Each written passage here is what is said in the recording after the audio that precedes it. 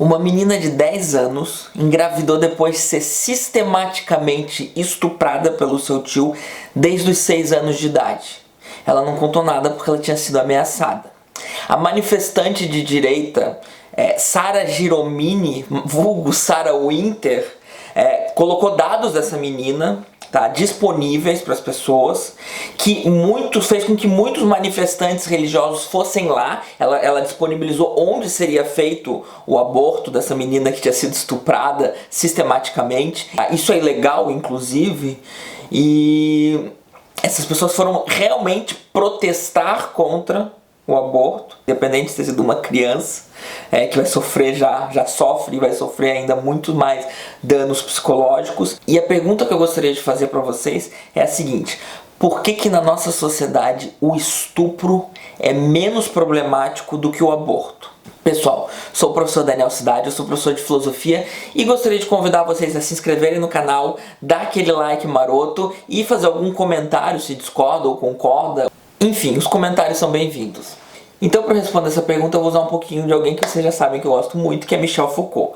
O Michel Foucault, no primeiro volume da História da Sexualidade, ele vai dizer que a sexualidade, nas relações de poder da nossa sociedade, ela ocupa uma posição chave, uma posição estratégica, porque ela permite que a gente consiga, nas relações de poder, administrar tanto o corpo-máquina, tá? No qual o que age é o poder disciplinar, o que Foucault chama de poder disciplinar, tem aula sobre isso, tá?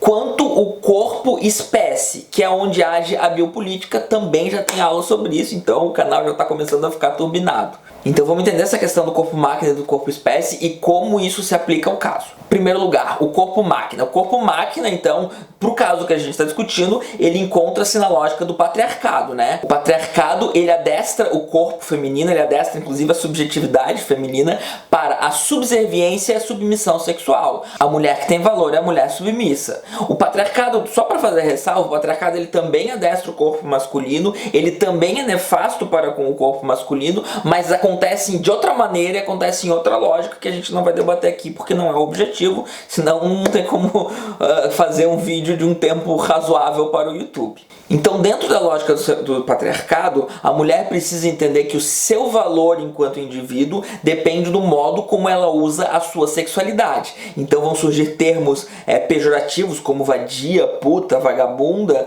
e vão surgir uma série de expressões, né, como a mulher rodada. Quem que é a mulher rodada? A mulher rodada é a mulher que se comporta sexualmente de acordo com a sua libido e tem uma libido alta e gosta de fazer sexo com pessoas assim como os homens podem fazer tranquilamente, sem que sejam rotulados de rodados. A mulher não. A mulher, então, vai se dizer que se ela quer respeito, ela precisa se dar ao respeito. Por se dar ao respeito, você precisa entender que significa ter uma quantidade baixa de parceiros sexuais, porque o empoderamento, porque a sexualidade, porque a libido feminina incomoda o patriarcado. Então a mulher precisa entender que o seu corpo e o seu valor como indivíduo, eles estão diretamente ligados à lógica da submissão. Quanto mais submissão você entrega, mais você vai ser valorizada dentro da lógica do patriarcado. Vem de novo, né, mais uma expressão muito interessante que é a bela recatada do lar. A bela recatada do lar, ela é bonita, ela preenche os padrões de beleza da sociedade, ela tá sempre maquiada, ela tá sempre com o cabelo como tem que ser, com o corpo como tem que ser, ela tá sempre vestida como deveria se vestir para agradar os olhos e os padrões estéticos da sociedade. Ela é recatada, então ela não se sobressai, ela não se empodera, ela está sempre do lado do homem dela, que este sim é poderoso, empoderado e tem uma série de relações de poder, e ela é do lar porque ela fica no lugar onde deve estar, e onde ela deve estar é do lar cuidando do seu homem. Mais uma vez, a submissão como lógica patriarcal, então isso acaba sendo um valor muito forte. Então, se você conseguir entender que essa lógica de submissão, de subserviência e do valor da mulher válido de acordo com o quanto ela joga esse jogo, você vai entender que o estupro, ele é nada mais, nada menos do que certa radicalização dessa lógica da mulher mulher enquanto propriedade, enquanto objeto, enquanto submissa, né? O consentimento para de importar. O estupro ele acontece em casamentos, ele acontece na família, ele acontece em vários lugares. Se a gente tirar a palavra estupro, que já é uma certa radicalização, e trazer a palavra assédio, daí mesmo que a coisa vai para tudo, vai pro dia a dia, né? Então vai para a fila do supermercado, do banco, vai para você tá andando de bicicleta, né? O seu corpo, ele está ali para ser julgado, a sua subserviência está ali para ser julgada. Se você não jogar esse jogo, você vai ter uma série de adjetivos pejorativos que vão diminuir o seu valor. O aborto ele não segue essa lógica, de certa forma o aborto ele inverte a lógica, porque quando existe a possibilidade de aborto, a mulher está de certa forma tomando as rédeas do seu corpo, tomando as rédeas do seu poder de reprodução e rejeitando a intervenção patriarcal nesta lógica. Então o aborto tira da sociedade o poder de intervir sobre a maternidade feminina e de intervir sobre os corpos femininos, e isso é um problema. Segundo momento, corpo-espécie, o corpo de uma população agora. Agora a gente sai da lógica feminina, a gente para de falar das mulheres e passamos a falar de uma população que está dentro dessa lógica do poder, no qual o estupro não é um grande problema e o aborto é. Primeira coisa, o estupro e a pedofilia na nossa sociedade, eles são sistemáticos.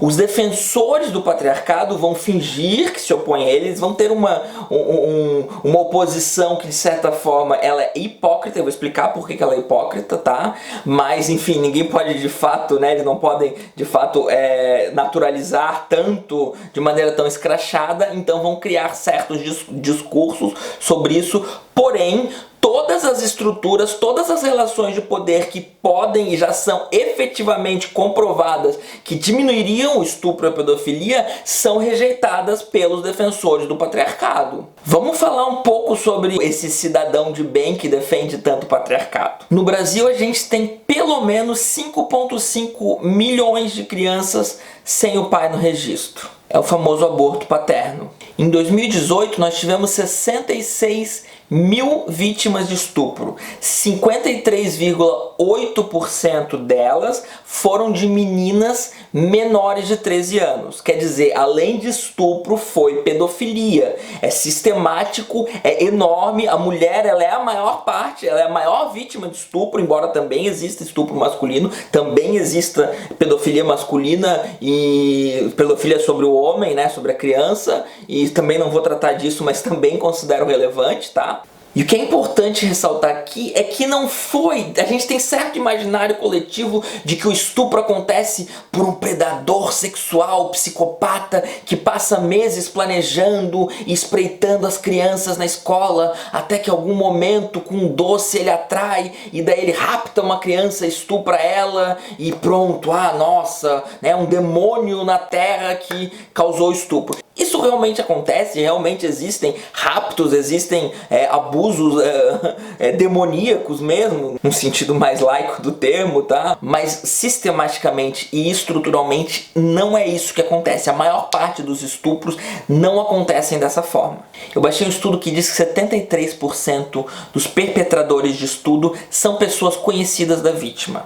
Pais e padrastos correspondem a 15,7%. Cônjuges ou namorados correspondem a 10,5%. Então a gente tem aí uma sociedade estruturada para que o estupro, o assédio, enfim, aconteçam sistematicamente, aconteçam o tempo todo, de modo que a gente continue se horrorizando. A gente está se horrorizando agora porque viralizou, mas isso é algo banal, entre aspas, né? 66 mil num ano, então acontece o tempo todo, acontece todos os dias, uma quantidade inimaginável, e a gente está chocado, fica chocado com algumas poucas delas. A própria ideia de estrutura já é algo que não faz parte do nosso imaginário. A gente tem dificuldade de entender a misoginia, a homofobia, a transfobia, o racismo como coisas estruturais. Às vezes você está numa conversa, é preciso parar e discutir, explicar para a pessoa o que significa funcionar estruturalmente. E é claro que os defensores do patriarcado,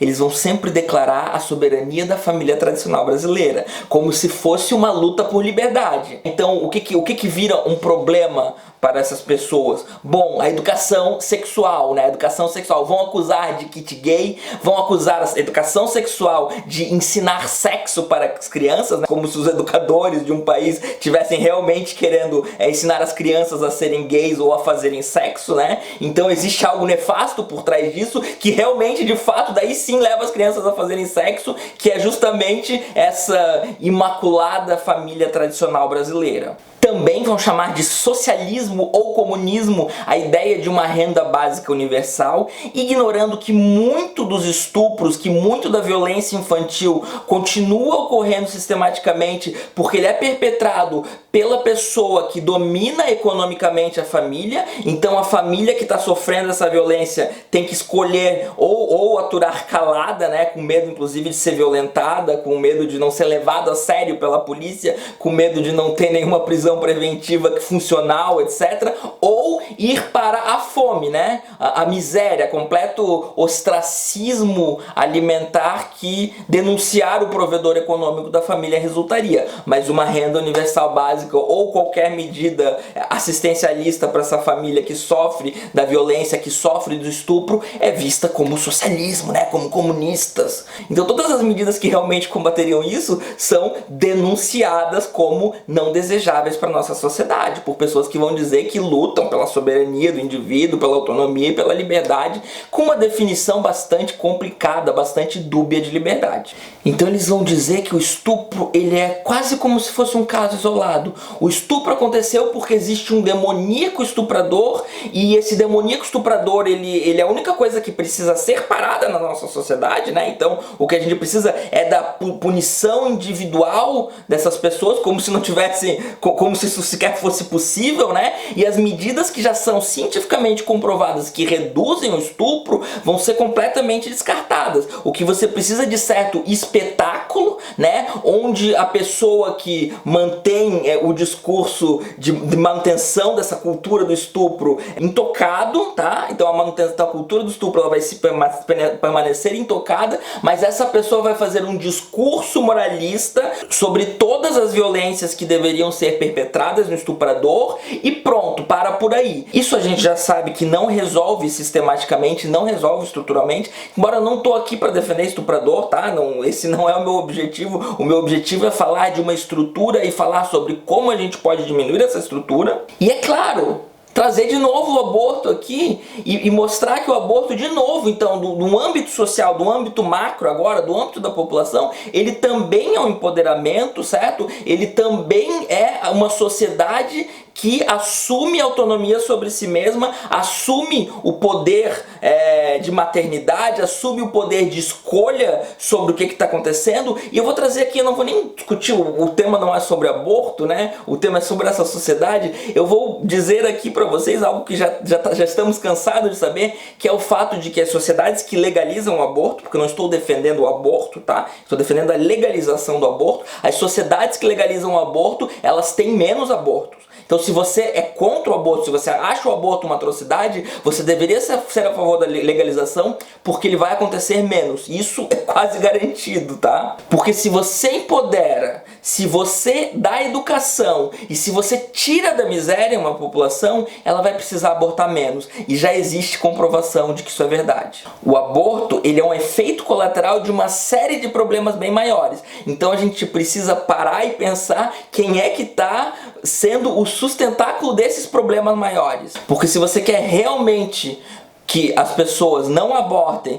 e que as pessoas não sejam estupradas, você precisa parar e defender as medidas que comprovadamente são eficazes para que as pessoas não sejam estupradas, para que não tenhamos abortos ou tenhamos um índice mínimo de abortos, porque ninguém gosta de fazer aborto, ninguém quer sair por aí fazendo aborto. Outra mitologia que espalha-se de maneira muito maliciosa por aí, porque justamente o objetivo é uma manutenção dessas relações nefastas de poder que a gente precisa derrubar. Então deu pra ver que hoje eu tô pra treta, mas faz parte de estar no YouTube falando sobre coisas importantes.